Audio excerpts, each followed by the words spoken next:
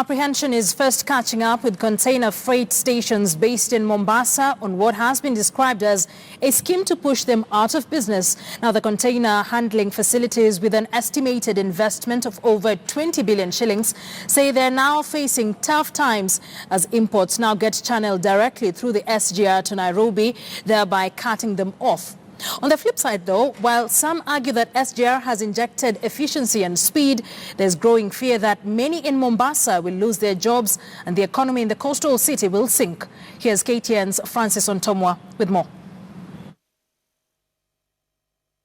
The hope and promise that landed with the standard gauge railway was massive for Kenya.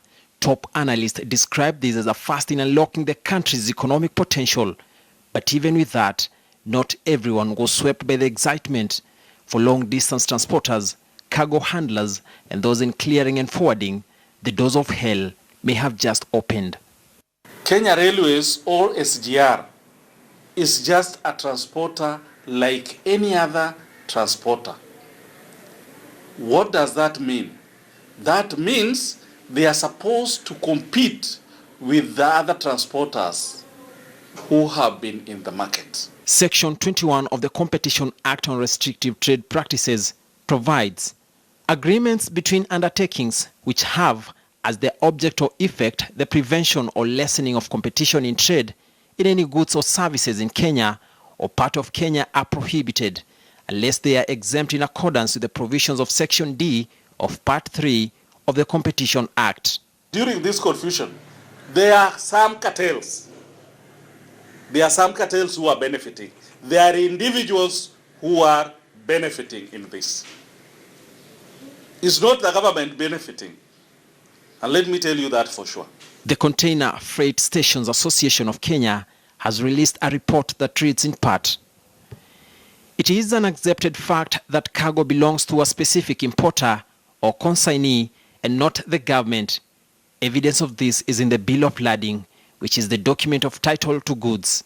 The customer therefore has a right to determine the mode of transport for his goods from Mombasa to his nominated destination. This includes the option to opt to use other modes of transport." Exim Bank of China is financing construction of SGR from Mombasa to Kampala.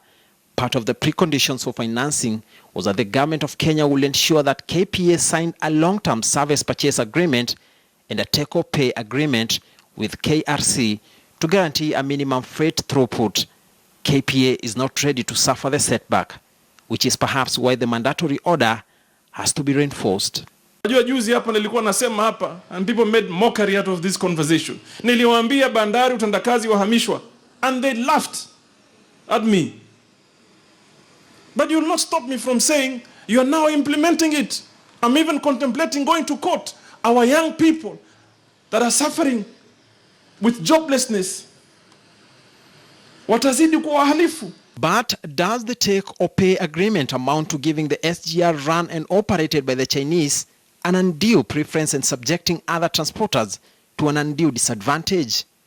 What is the effect of this on the concept of free market enterprise?